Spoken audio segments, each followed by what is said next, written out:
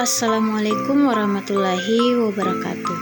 Perkenalkan, nama saya Nurismi Asis dengan NIM 220301501177 dari kelas PJKRK Angkatan 2022. Baiklah, pada kesempatan kali ini saya akan membuat video pembelajaran mempresentasikan hasil kerja individu saya yang berjudul Peran dan Kedudukan Olahraga dalam Pengembangan Nilai Sosial.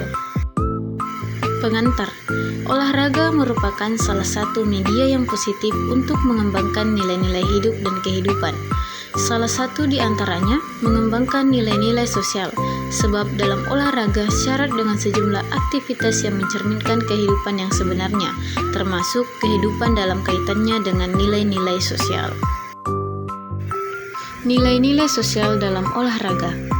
Ada beberapa pokok persoalan yang berkaitan dengan olahraga dan pengembangan nilai-nilai sosial kemasyarakatan beserta isu dan perdebatannya, yaitu 1. Apa dan mengapa sosiologi olahraga? 2. Bagaimana olahraga masyarakat dalam perspektif teori sosial? 3. Bagaimana olahraga dan perubahan paradigma hidup manusia? 4. Bagaimana merancang program olahraga untuk anak-anak? 5. Kontroversi peran olahraga dalam masyarakat. 6. Bagaimana hubungan antar kelas sosial dan mobilitas sosial. 7. Apa dan bagaimana ciri utama olahraga komersial. 8. Bagaimana hubungan antara media dan olahraga. 9. Bagaimana hubungan antara olahraga dan politik. 10. Bagaimana kedudukan olahraga di pondok pesantren. Apa dan mengapa sosiologi olahraga? Olahraga telah didefinisikan sebagai aktivitas yang melibatkan unsur-unsur berikut. 1. Keterampilan fisik. 2. Kompetensi institusional. Dan 3. Kombinasi antara motivasi intrinsik dan intrinsik pada setiap pelaku olahraga. Hal ini yang perlu diingat bahwa olahraga hanya menjadi sebuah alat yang memungkinkan kita untuk memberikan perhatian pada masalah organisasi sosial, dinamika sosial dan konsekuensi dari visibilitas yang tinggi mengenai popularitas olahraga di negara-negara di seluruh dunia. Apa dan bagaimana olahraga dalam perspektif teori sosial? Ada 4 kerangka teori yang berhubungan dengan olahraga dan masyarakat, yaitu A. Teori fungsionalisme, B. Teori konflik, C. Teori kritik, dan D. Teori interaksi simbolik. Setiap kerangka teori tersebut dapat membantu dalam memahami olahraga sebagai sebuah fenomena sosial, dan keempat teori ini satu sama lain bisa saling berhubungan. Olahraga dan perubahan paradigma hidup manusia. Aktivitas olahraga telah memberi pengaruh pada kehidupan manusia, baik kehidupan agama, mengisi waktu luang atau rekreasi, patriotisme, dan prestasi. Bahkan dalam perkembangannya sampai sekarang, di negara-negara maju khususnya Amerika, olahraga telah menjadi sebuah kombinasi antara bisnis, hiburan, pendidikan, latihan moral, transfer teknologi, keperkasaan, dan deklarasi politik.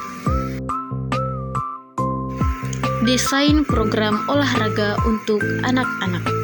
Sebenarnya, mendesain program olahraga untuk anak-anak merupakan salah satu bentuk pelajaran, khususnya bagi mereka yang taraf ekonominya kurang menguntungkan. Di negara-negara industri, program ini memberikan peluang untuk mengembangkan keterampilan fisik, kepercayaan diri, dan status di antara teman sebayanya. Dan oleh karena wahana bermain terbilang langka, maka program ini dapat membantu anak-anak dalam mencari teman dan bekerja sama dalam aktivitas kelompok. Agresi dalam masyarakat. Kontroversi peran olahraga. Banyak orang yang membantah bahwa olahraga adalah obat untuk kekerasan yang muncul di masyarakat. Bahkan penelitian dalam kasus seperti ini terbilang sedikit. Namun, keikutsertaan seseorang dalam olahraga dapat membantu yang bersangkutan untuk mengurangi rasa kejenuhan atau stres dalam kehidupannya. Di samping bantahan olahraga sebagai obat, Banyak pula orang yang berpendapat bahwa olahraga adalah penyebab munculnya tindak kekerasan. Penelitian yang mendukung pernyataan ini sudah banyak, tetapi mereka tidak dapat menunjukkan bahwa apa yang terjadi dalam olahraga mempunyai dampak langsung terhadap perilaku keras dalam kehidupan masyarakat. Hubungan antara golongan dan mobilitas sosial. Hubungan antara golongan olahraga dan olahraga tidak bisa dipisahkan satu sama lain. Oleh karena itu, olahraga tidak dapat eksis jika orang tidak punya waktu, uang, fasilitas, dan pengalaman organisasi. Orang punya uang dan kekuasaan dapat mengorganisasi olahraga karena olahraga memerlukan dukungan ekonomi. Nilai sosial dalam olahraga komersial.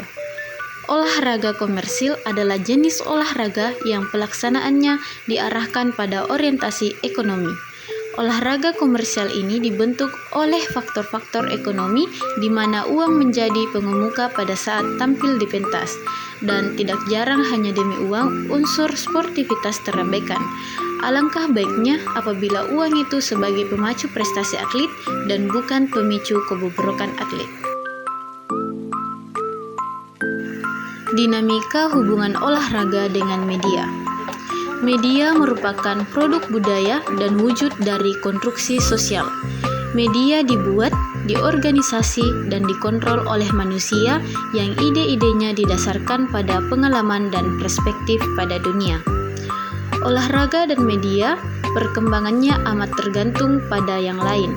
Olahraga dan media dapat bertahan tanpa yang lain, tetapi olahraga dan media akan berbeda dari yang ada sekarang. Tanpa bayangan olahraga melalui media, orang akan sangat kecil memberikan perhatian terhadap olahraga. Hubungan olahraga dan politik. Olahraga merupakan bagian integral dari dunia sosial. Sebagai bagian dari dunia tersebut, olahraga dipengaruhi oleh sosial, politik, dan ekonomi. Kehidupan umat manusia dan hubungannya dengan yang lain setidaknya terkait secara parsial dengan isu-isu kekuasaan dan kontrol. Untuk itu, politik menjadi bagian dari olahraga hanya oleh karena politik merupakan bagian dari kehidupan umat manusia. Hal tersebut tidak dapat dihindarkan. Kedudukan olahraga di pondok pesantren. Sejauh ini, penelitian yang mengkaji tentang hubungan antara olahraga dengan kehidupan dunia pesantren masih sangat terbatas. Karena itu, sulit untuk menyimpulkan mengenai beberapa besar animo masyarakat pesantren terhadap kegiatan program olahraga di pondok pesantren. Program olahraga di pondok pesantren semestinya ditempatkan secara proporsional, karena telah digariskan dalam hadis Rasulullah SAW bahwa Allah akan lebih menyukai kepada mukmin yang kuat daripada lemah. Untuk itu, program olahraga harus dirancang sedemikian rupa sesuai dengan kondisi pondok pesantren itu sendiri. Kontroversi gender dalam olahraga. Kontroversi tentang gender atau jenis kelamin sering muncul dalam olahraga selama bertahun-tahun atau bahkan berabad-abad. Kaum wanita telah dibedakan secara sistematis dari keikutsertaannya dalam olahraga. Bukti ini nampak nyata dari jumlah partisipasi wanita dalam kegiatan olahraga yang relatif sedikit dibandingkan laki-laki. Karakter pahlawan dalam dunia olahraga. Kecenderungan bagi orang Amerika untuk mengangkat atlet-atlet besar dengan status pahlawan karena ada kaitan antara bertempur di medan perang dengan aktivitas olahraga, yaitu dominan menggunakan kekuatan fisik dan keberanian. Itulah presentase yang dapat saya sampaikan. Semoga dapat bermanfaat bagi para audiens. Lebih dan kurangnya mohon dimaafkan, dan apabila ada kesalahan kata mohon dimaklumi, karena sejatinya saya hanyalah manusia biasa yang tak luput dari kesalahan. Wabillahi taufiq wal hidayah. Wassalamualaikum warahmatullahi wabarakatuh.